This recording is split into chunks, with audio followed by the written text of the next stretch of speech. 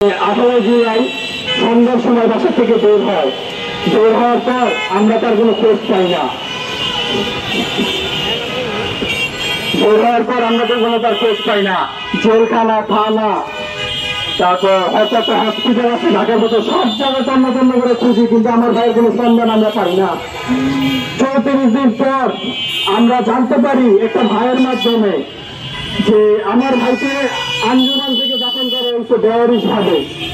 আমরা 34 দিন পর 22 আগস্ট আঞ্জুমান ইসলামে যাই, আর যাওয়ার পরে জানতে পারি যে আমার ভাইকে ওনারা 24 জুলাই দাফন করে রায়েরবাজার বুদ্ধিজীবী কবরস্থান।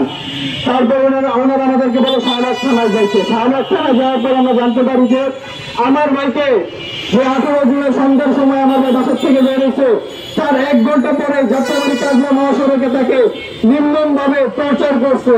প্রথমে টর্চার করছে, তারপরে গান শব্দ দিয়ে গুলি করছে, এবং তার শরীরে এত পরিমাণ ছড়া গুলি ছিল শাহবাগ থানার যারা রাস্তা প্রস্তাবন করছে তারা গুলো শেষ করতে পারে নাই।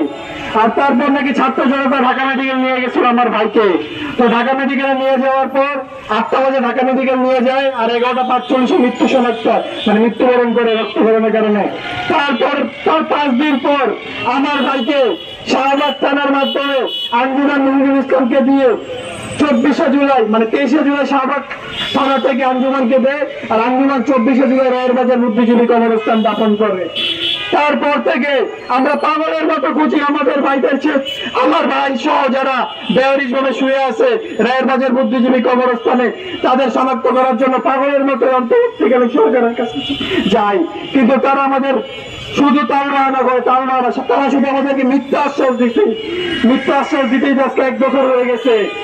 আমাদের ভাইদের ছিল তিক্ত পরিচয়, ছিল পরিবার। স্বৈরাচার সরকারের কারণে আমাদের ভাইদেরকে বেআইনি ভাবে দাফন হয় রায়েরবাজার বুদ্ধিজীবী কবরস্থানে 4 নম্বর ব্লকে। আমাদের ভাইদের কি দোষ ছিল আজকের কাছে আমি জানতে চাই। আর আজও কেন আমাদের ভাইদেরকে ডিএনএ টেস্টের মাধ্যমে শনাক্ত করে আমাদের ভাইদের কবরের শেষ আশ্রয়স্থলের জায়গাটা বুঝিয়ে দিতে পারলো না অন্তর্বর্তীকালীন সরকার?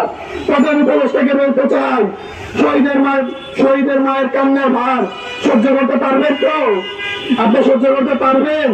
কালকে 1 বছর হয়ে যাবে আমার ভাইয়ের মৃত্যুবার্ষিকী। আমি কি করে ছাত্রা দিব আমার বাবাকে? আমি আজও জানি না আমার ভাইয়ের কবরের শেষ আশ্রয়স্থলের জায়গাটা। আর আমার ভাইয়ের মতো যারা বেআইনি ভাবে শুয়ে আছে রায়েরবাজার বুদ্ধিজীবী কবরস্থানের 4 নম্বর ব্লকে, তাদের স্বজনরা আজও খুঁজে বেড়াচ্ছে, পাগলের মতো খুঁজে বেড়াচ্ছে। তাদের স্বজনরা জানাও না তাদের স্বজনকে বেআইনি ভাবে দাফন করা হয়েছে রায়েরবাজার বুদ্ধিজীবী কবরস্থানে।